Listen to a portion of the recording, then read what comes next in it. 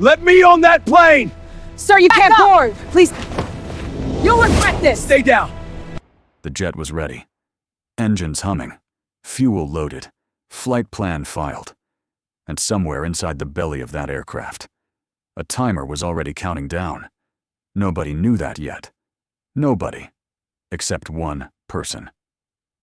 And she was standing at the door. Let me tell you about Kang Dae-hyun. Not the version on the business registry.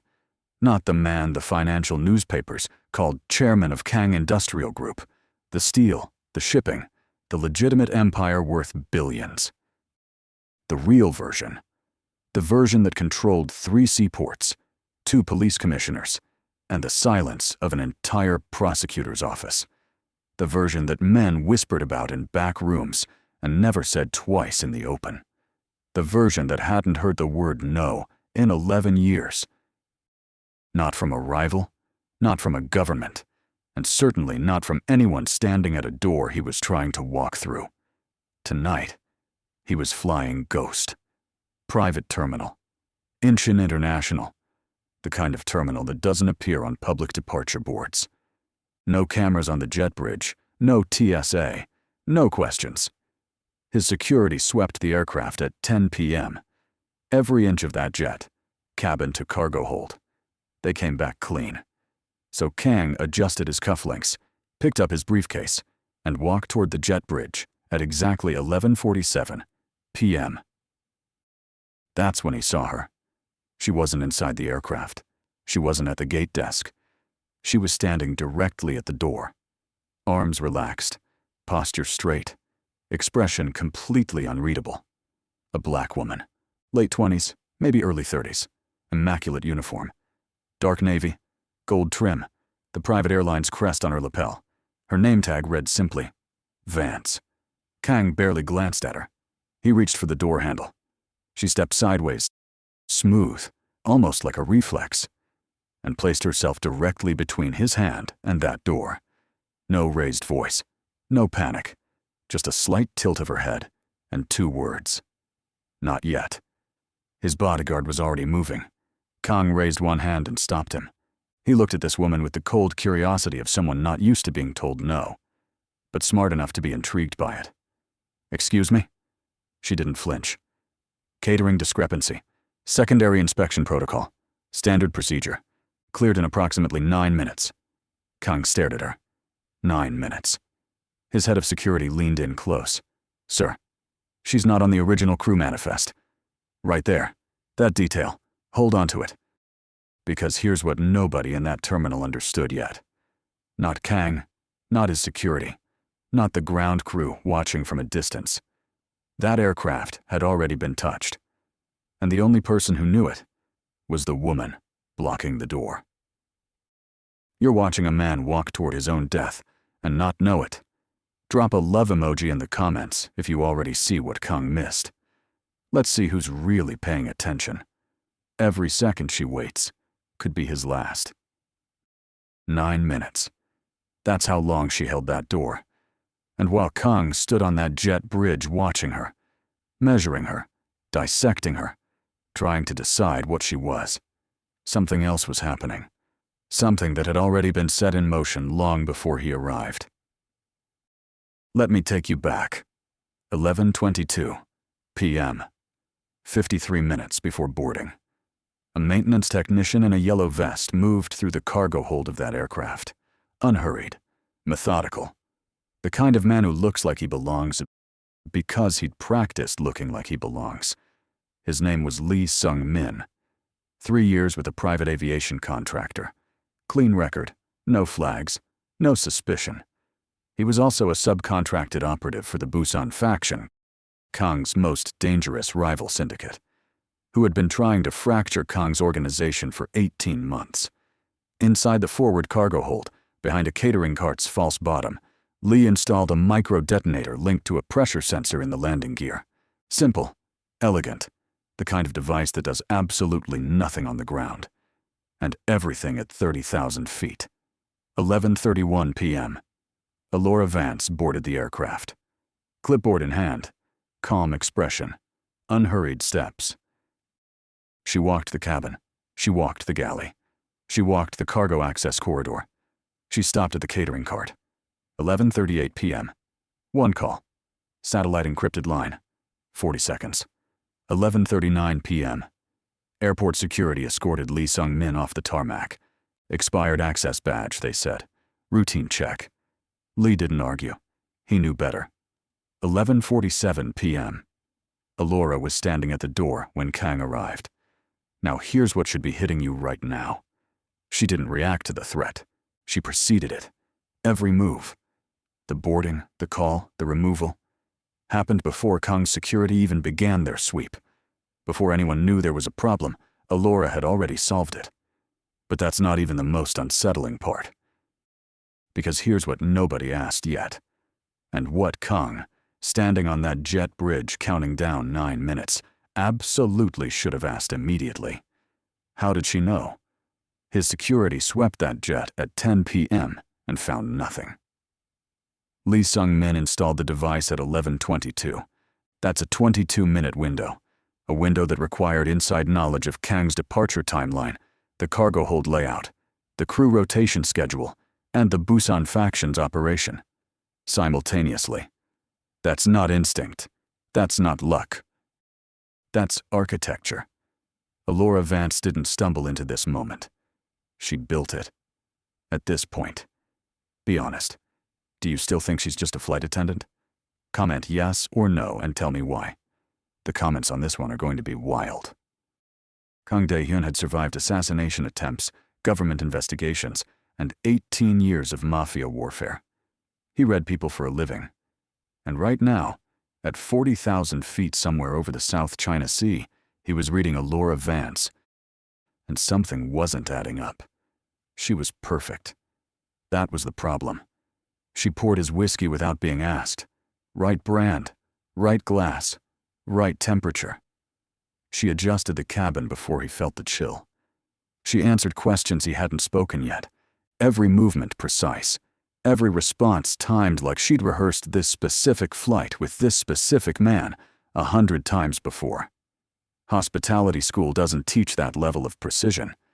Kang decided she was NIS, Korea's National Intelligence Service, assigned to shadow him.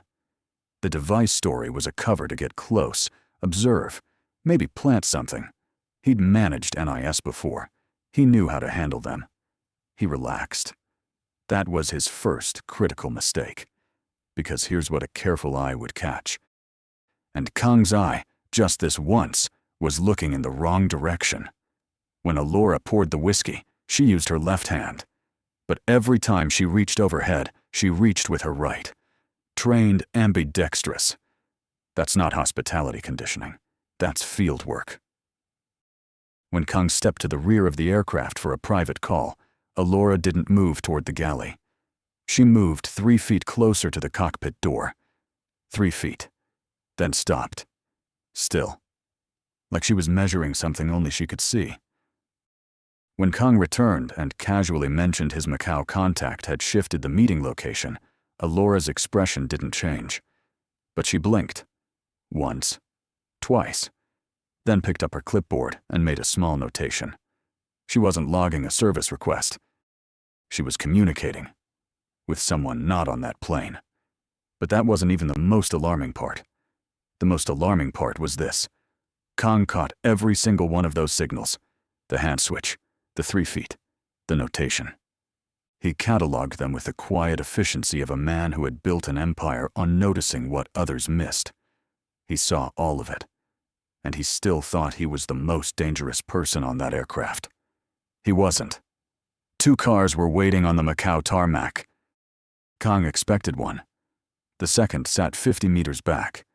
Lights off, engine running, completely still. Like it had been there for hours. Like whoever sent it already knew exactly when that jet was landing. Kang's eyes moved to it once, then back forward. He filed it. Then Alora stepped off the aircraft behind him. That stopped everything. Flight attendants don't deplane with passengers on private flights. It breaks protocol. It breaks the invisible contract of these ghost operations. You stay with the aircraft, you reset, you disappear. Everyone on Kang's team knew that rule. Allura apparently didn't care. Kang turned slowly. "Your job ends at the door." Allura smiled. For the first time across the entire flight, a real smile. Calm. Almost warm. "Actually, Mr. Kang, my job starts at the door. The other door was just the beginning." Kang's hand moved, a trained reflex, reaching for the weapon that should have been holstered at his side. It wasn't there. This was the moment that would later define everything that followed. What his organization would quietly call the Macau disarmament. The moment the most protected man in Korea realized he'd been stripped clean at 30,000 feet without feeling a single thing. He rewound the flight in his mind, fast, precise. The turbulence over the South China Sea, Allura asking him to buckle his seatbelt. The tray table she placed across his lap as she adjusted the latch. The scan was the tray. The buckle was the distraction. No weapons, no drives, no leverage. She hadn't just served him a drink at altitude. She'd surgically dismantled him. At this point, you're probably thinking Kang exploded, gave the order, let his team handle it. Instead, he went completely still. Because the most dangerous men don't react. They calculate. And what Kang was calculating right now, standing on a dark Macau tarmac, unarmed, facing a woman who had outmaneuvered him across an entire flight, was one single question. Not who sent her, not how she knew about the device. He looked at her directly and asked the only question that actually mattered. "Who are you?" Allura reached into her jacket pocket, and what she placed on the steps between them. That wasn't a badge, wasn't a weapon, wasn't anything Kang had mentally prepared for. He's unarmed. She's smiling. And whatever is in that pocket just made his face go pale for the first time in 20 years. Drop a fire emoji if you need the next part, right now. Because what she pulls out changes this entire story. It was a playing card. Ace of spades. Kang stared at it sitting on those jet stairs. And for a full 3 seconds, the most feared man in Korea said absolutely nothing. His security team stood frozen behind him. The Macau tarmac was silent except for the wind and the cooling engines. Then he flipped it over. A logo. Small, precise, printed on the back like a watermark. And that's when the color left his face. Not NIS, not Interpol, not the Busan faction or any of the 12 organizations Kang had mentally cycled through during that flight. It was the Meridian group. Here's why that logo made a man like Kang go pale. And understand, this is a man who once sat across from 2 armed prosecutors and laughed. Meridian didn't operate inside the criminal versus law enforcement divide. It existed above it entirely. A private intelligence contractor funded by a coalition of multinational financial institutions, the kind of institutions whose combined assets exceeded the GDP of most nations. When governments failed to protect their money, they didn't call other governments. They called Meridian. And Kang's Macau merger had been quietly threatening those institutions for months. Allura let the silence sit. Then she spoke. "The device in your cargo hold was placed by the Busan faction. We removed it. We also removed Lee Sung-min, reassigned your original attendant, and rerouted your Macau contact to a location of our choosing. Not his." She let that land. "Every person you're meeting in the next 48 hours is expecting you, Mr. Kang, but the terms of every conversation have already been renegotiated. You're not here to close a merger. You're here to sign one.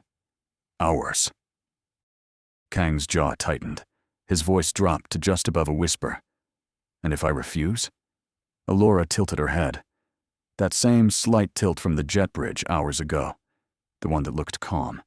The one that wasn't. "We step aside, allow the Busan faction's second attempt to proceed, and let the market correct itself." She picked up the card, tucked it back into her pocket. "But you won't refuse. You're too precise for that. You saw everything I did tonight. You just misread why. That precision is exactly what we need. A precise man in the right seat." She turned toward the second car without another word. Your meeting is in 1 hour. The car knows the way." She didn't look back.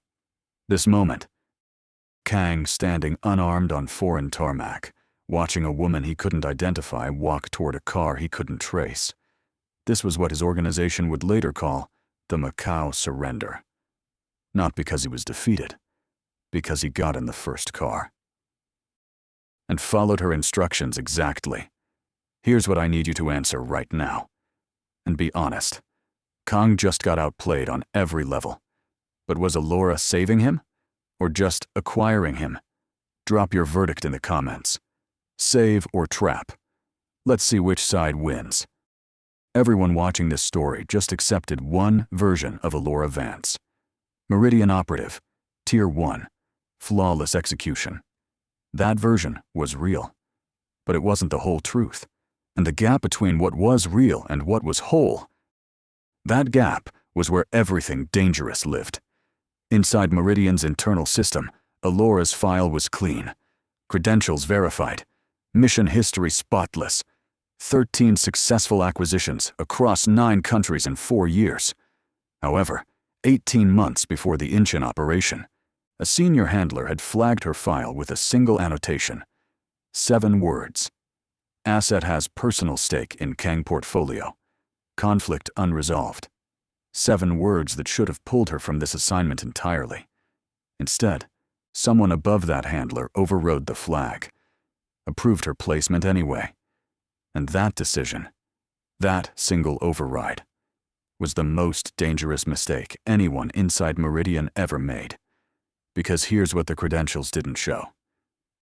Fragments existed in sealed files across 3 different jurisdictions. A name on an old document that didn't match her current identity. A photograph, dated 7 years prior, showing a younger woman standing beside a man whose face had been deliberately obscured. A West African financial crimes unit had opened and quietly closed a case connected to that same photograph. She was recruited into Meridian.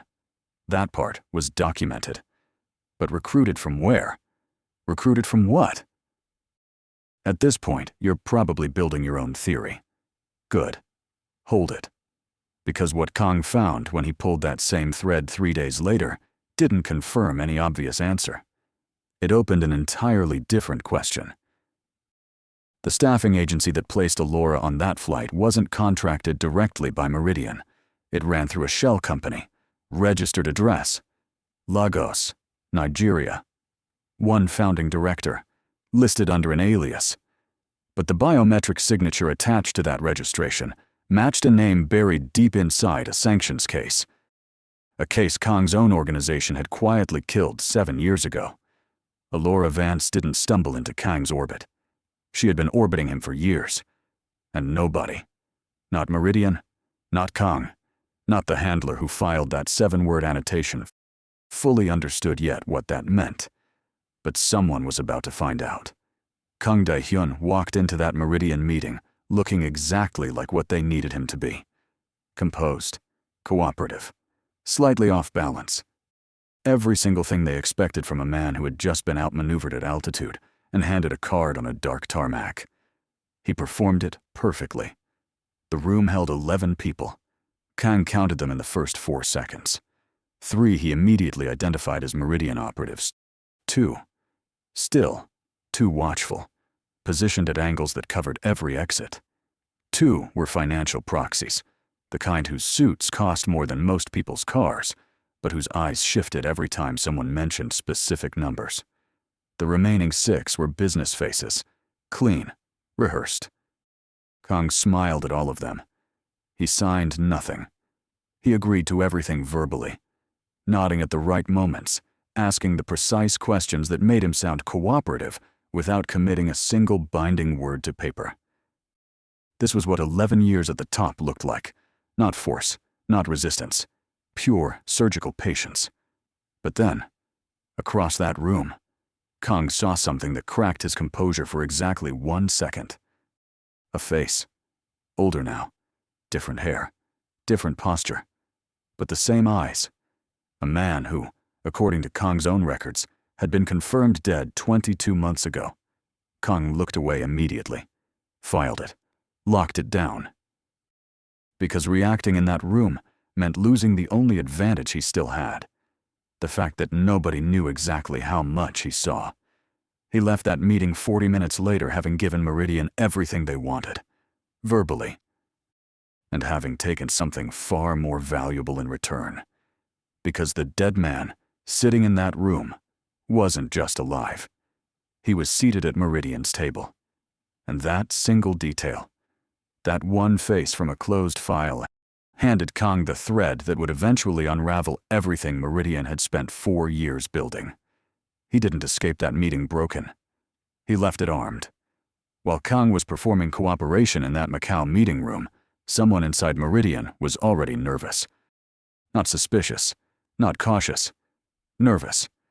The specific kind that only surfaces when a person knows exactly what went wrong, and exactly how bad it gets if the wrong people find out. His name was Seo Chae-won.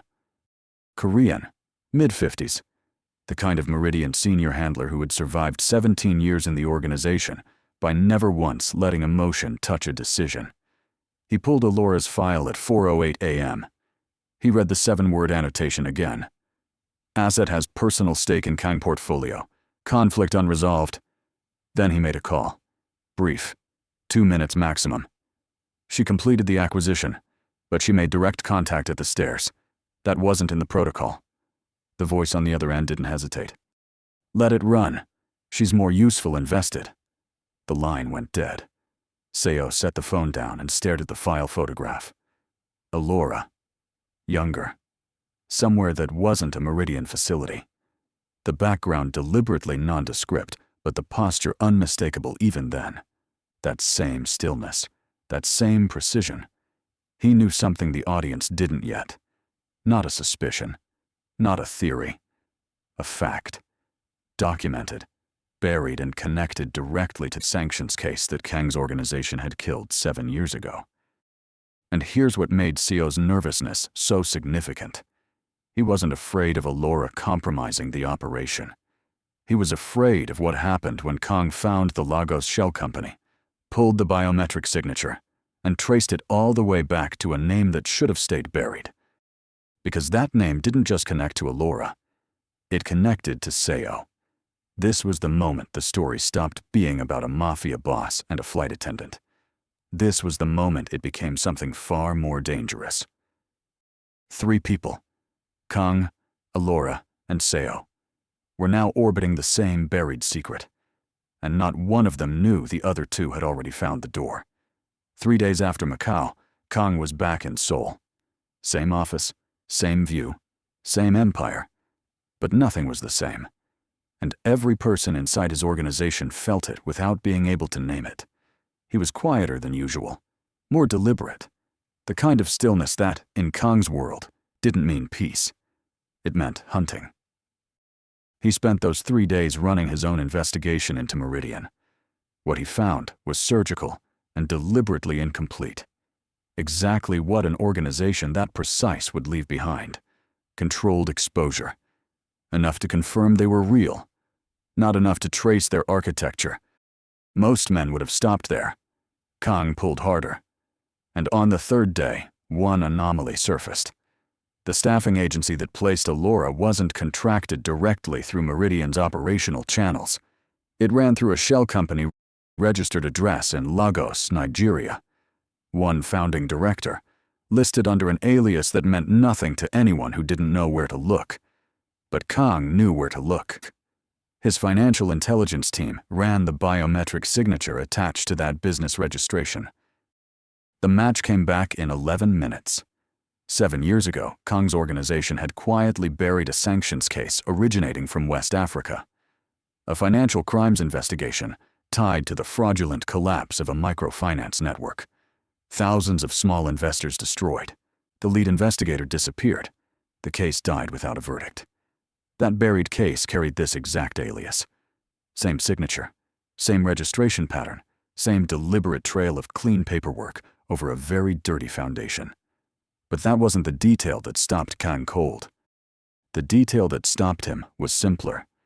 That sanctions case wasn't just connected to Alora's placement.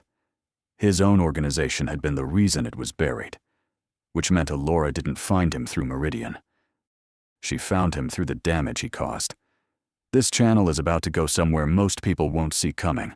If you're not subscribed yet, you're going to miss the moment this entire story flips inside out.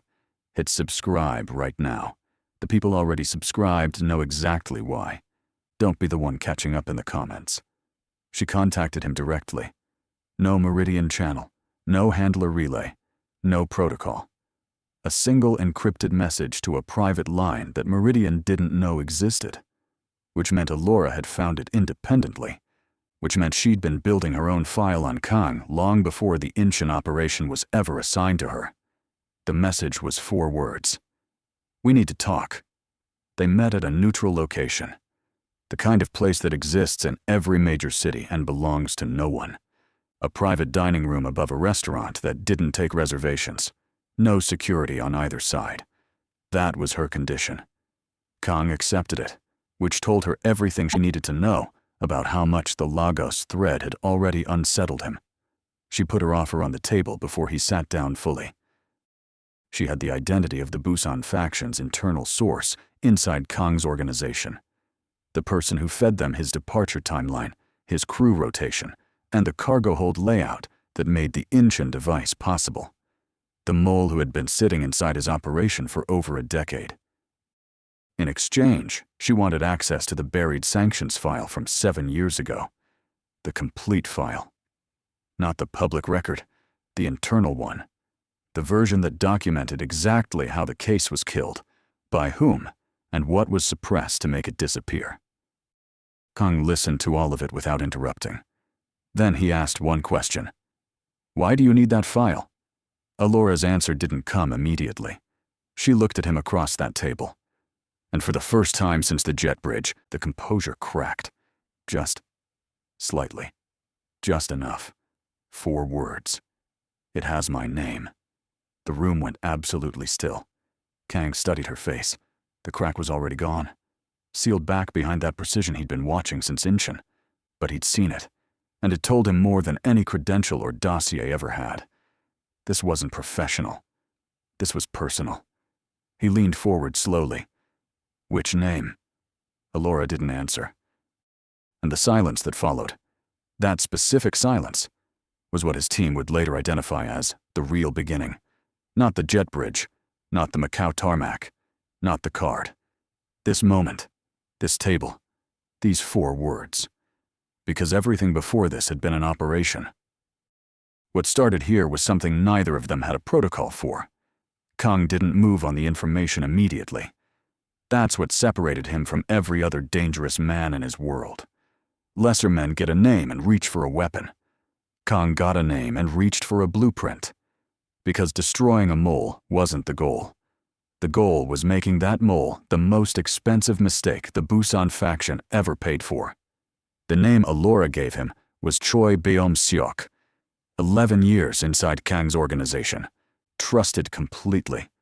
Present at every major strategic meeting, every sensitive negotiation, every internal decision that required absolute discretion. The kind of man whose loyalty was never questioned because he'd spent a decade making sure it never needed to be. When Kang heard the name, he didn't flinch. He simply went still. The specific stillness of a man recalibrating 11 years of memory against one devastating truth. Every leak, every near miss, every operation that landed slightly wrong despite perfect planning. Choi Beom-seok had been in the room for all of it. But here's what made Kang's response so coldly brilliant. He didn't remove Choi. He didn't confront him. He didn't change Choi's access or alter his position by a single degree. Instead, Kang started feeding him selective information, carefully constructed false pictures, operation details that were real enough to be believable and wrong enough to be weaponized. Every piece of intelligence Choi carried back to the Busan faction from that point forward was exactly what Kang wanted them to believe. The mole became the message. His inner team watched this unfold and understood something they hadn't fully grasped before. Kang's most dangerous quality was never his power or his reach. It was his patience. The Busan faction had spent 18 months trying to fracture his organization from the inside. In 72 hours, Kang had turned their greatest asset into a loaded gun, pointed directly back at them. And Choi Byung-seok, still sitting at that table, still believing he was invisible, had no idea he was already the most controlled person in the room. Kang accessed the sanctions file on a Tuesday evening. Alone. No team. No security review. No second set of eyes. That detail mattered, because Kang never reviewed sensitive intelligence alone. He had protocols, layers of oversight specifically designed to prevent one person from sitting with information that could shift an entire organization's direction. He broke every one of those protocols for this file, which told you exactly how significant he already knew it was going to be. 7 years ago, Kang's organization had suppressed a financial crimes investigation originating in West Africa, a microfinance network built specifically to serve small investors, farmers, market traders, ordinary people with no other access to capital, had been fraudulently collapsed. Thousands of families destroyed, savings gone, livelihoods erased overnight. The investigation that followed had real teeth. A lead investigator with documented evidence, a chain of financial transactions that connected the collapse directly to shell structures Kang's organization used for capital movement. That investigation was killed in 4 weeks. The lead investigator disappeared without a public record of what happened to him. One witness remained. A young woman, 23 years old, whose testimony would have been the centerpiece of the entire case. She was listed in the suppression documents under a cold, bureaucratic phrase. Relocated for asset protection by third-party contractor. Kang kept reading. The third-party contractor responsible for that relocation operated under an alias. The same alias attached to the Lagos shell company that placed Allura on his flight. He cross-referenced the witness's documented age against the timeline. 23 years old, 7 years ago. He sat back. Allura was 30 now, 30 years old, give or take. That wasn't even the detail that broke through his composure. The detail that did it was buried on the last page of the suppression file. A single line in the internal authorization record. The order to relocate the witness, to bury her testimony, and remove her from the case permanently, had been signed off through Kang's own financial oversight division. His organization didn't just kill the investigation. They erased her. Kang closed the file. He understood everything now. The Meridian assignment, the Lagos thread, the 4 words across that table. It has my name. She hadn't taken this job despite what his organization did to her. She had spent 4 years building the exact credentials needed to get close enough to the one man whose cooperation could reopen everything, not to destroy him, to use him. Because dead men can't testify. And she needed a witness, too. Seo Chae-won made his move on a Wednesday morning.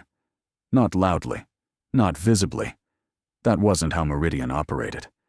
He simply filed a 7-page internal review, marked it priority classification, and routed it directly to the organization's asset management division. The language was clean and bureaucratic. The kind of language specifically designed to sound procedural while doing something irreversible. Allura was being shut down. Her access credentials were frozen at 6:14 a.m., her identity documents flagged across 4 jurisdictions simultaneously. Every safe channel she used to communicate with Meridian went dark in under 3 minutes. A replacement operative, already briefed, already positioned, was deployed to manage Kang's ongoing cooperation from a completely different angle. On paper, Allura Vance simply ceased to exist inside the organization. She had approximately 6 hours before that erasure extended beyond Meridian's internal systems and into the external infrastructure she depended on for protection. 6 hours to become a ghost. Or get ahead of it. She got ahead of it. At 6:31 a.m., 17 minutes after her credentials were frozen, Allura made 2 calls. The first was to Kang. 4 words. Same pattern as before. They're closing my access. Kang didn't ask questions. He gave her one instruction and ended the call in under 40 seconds. which meant he'd already anticipated this moment, had already prepared for the possibility that Meridian would move against her before the operation reached its natural conclusion. He'd built her an exit before she knew she needed one. The second call was the one nobody expected. A number with no registered carrier, no traceable origin point. The kind of line that exists specifically because someone built it to survive exactly this scenario. It connected on the second ring. The voice on the other end was calm, familiar, and it said only one thing before she could speak. "I was wondering when you'd call. At this point, you're probably asking who that was. Hold that question, because the answer to that call didn't just change Alora's next 6 hours. It exposed the one connection inside this entire story that nobody, not Kang, not Seo, not Meridian's entire operational infrastructure, had ever mapped. And that unmapped connection was about to become the most dangerous thing in the room. They met without security. That was Alora's condition, and Kang accepted it without negotiation, which for a man who hadn't entered an unsecured room in 15 years, said everything about where his head was after reading that file. No team, no weapons, no protocol. Just a table, 2 people, and a truth that had been buried under 7 years of deliberate silence. Kang placed the sanctions file on the table between them, not as leverage, not as a threat. He placed it face up, open to the last page, the internal authorization record, the line that carried his organization's signature over the order to erase her testimony and relocate her from the case permanently. He wasn't presenting evidence. He was acknowledging it. Alora looked at that page for a long moment. The composure held. That same unbreakable stillness that had defined every interaction since the jet bridge. The stillness Kang had spent weeks trying to read and never fully decoded. Then she looked up, and she told him her real name. Not Alora Vance, not the alias on the Meridian credentials, not any of the operational identities she'd built and discarded across 4 years of positioning herself inside an organization powerful enough to reach Kang directly. Her real name. The name on the witness documentation. The name of the 23-year-old woman whose testimony would have been the centerpiece of a case that exposed everything. The name his organization had paid to disappear. This was the unburial, the moment the story later identified as the point where every layer of constructed identity finally collapsed, and 2 people sat across from each other with nothing between them except the original damage. Kang said nothing for a long time. When he finally spoke, his voice carried something that hadn't been present in any boardroom, any negotiation, any confrontation across his entire career. Wait. You spent 4 years building credentials to get inside Meridian, specifically to reach me. It wasn't a question. Yes. Not to destroy me. No. Because a dead man can't testify. She held his gaze without blinking. And I needed a witness. But here's what made this moment cut deeper than any twist in this entire story. Kang already knew all of that. He'd worked it out from the file. He understood her architecture, her timeline, her 4-year construction of the perfect approach vector. What he hadn't worked out, what hit him at that table, with a force none of his intelligence preparation had accounted for, was the answer to the question he asked next. The second call, Wednesday morning, 6 hours before your window closed. He leaned forward. Who picked up? Alora reached into her jacket. Not the ace of spades this time. A photograph, printed on plain paper. 2 people. A younger Alora, and a man whose face Kang recognized with an immediacy that physically straightened his spine. The dead man from the Macau meeting room. The one seated at Meridian's table. The one Kang had spent 3 weeks quietly investigating after recognizing him across that room. He's my father, she said simply. And he didn't die 22 months ago. Meridian relocated him, the same way they relocated me. Except he went inside. He's been inside their structure ever since. The silence that followed was absolute. Because this wasn't just a revelation about Alora's identity. This was the moment the entire operation restructured itself in real time. Her father, alive, embedded inside Meridian, was the voice on that second call. The person who had been positioned inside the organization that controlled Kang, watching, waiting, building toward exactly this convergence. Two people, one buried case, 4 years of parallel construction, and Kang Dae-hyun, the man who controlled seaports and prosecutors and the silence of entire offices, was sitting at the center of it, not as the predator, for the second time in this story, as the most valuable piece on someone else's board. Except this time, he didn't feel trapped. He felt something he hadn't experienced in a very long time. Like he was finally in the right room. 3 months later, the world Kang Dae-hyun had built looked exactly the same from the outside. Same offices, same empire, same name on the same buildings. But the architecture underneath, the invisible structure that actually held everything together, had been completely rebuilt. And the people who understood that world well enough to notice were very, very quiet about what they were seeing. Choi Beom-seok was removed on a Friday. No confrontation, no public accusation, no dramatic moment in a boardroom with guns on the table. He simply stopped appearing at meetings. His access codes stopped working. His name disappeared from internal rosters with the kind of quiet efficiency that, in Kang's world, communicated everything without saying a single word. The Busan faction received the news and went completely silent. Not because they were regrouping.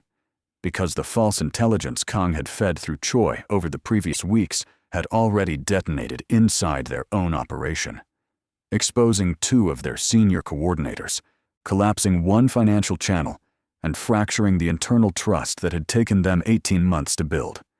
They had spent nearly 2 years trying to break Kang from the inside. He had disassembled them in 3 weeks using their own tool. Seo Tae-won resigned from Meridian 11 days after filing the closure order on Allura. The official reason was personal.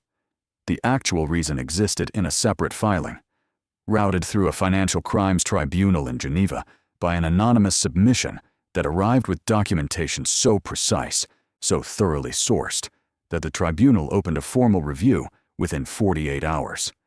Seo's connection to the 7-year-old sanctions case, his role in coordinating the suppression, his signature buried 3 layers deep in the authorization chain, was now part of a live legal record. He resigned before the second review notice arrived. But that wasn't the ending that mattered. The ending that mattered was on the last page of the Geneva Tribunal filing. The sanctions case, 7 years cold, buried under layers of deliberate erasure, was formally reopened. The filing carried the names of cooperating sources, financial documentation, and a reconstructed witness record that the original case never got to present. Kang Dae-hyun's name appeared in that filing. Not as a defendant, as a cooperating source. This was the correction. What the financial crimes community would quietly reference for years when discussing how buried cases sometimes resurface, not through investigation, but through the calculated decisions of the very people who once benefited from their silence. Kang had signed nothing in Macau, but he signed this. Allura, listed under her real name in the filing's architect credits, had not spoken to Kang since the night he read the photograph. Not one call, not one message. Her father, extracted from Meridian's internal structure in the 72 hours following that meeting, had disappeared into a legal protection framework that the tribunal arranged quietly and without announcement. The operation was complete.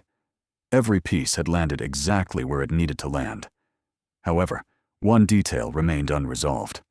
One thread that nobody had publicly addressed, and nobody inside that tribunal filing had chosen to explain. The second car on the Macau tarmac, the one Allura had walked toward the night she placed the card on those jet stairs. Its driver had never been identified, not by Kang's team, not by Meridian's post-operation review, not by any of the investigators who later reconstructed the timeline. That car arrived before the flight landed. It left before any surveillance captured a plate, and the route it traveled after leaving that tarmac pointed.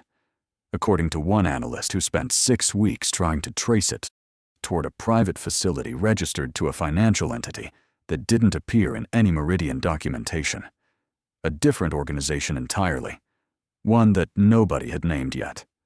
On the last page of the Geneva Tribunal document, buried in the acknowledgement section that almost no one reads, was a single line, with recognition to the operative who knew which door to open and which one to barricade. No name, no title, no further reference, just that line, and the case number of an investigation that someone, somewhere, was clearly already building. This story just ended. But that last car, that unnamed organization, that case number, that's not a conclusion. That's a door left open deliberately. If you want to be in the room when we walk through it, subscribe right now. Because the next story picks up exactly where that car disappeared. And I promise you, you are not prepared for what's on the other side.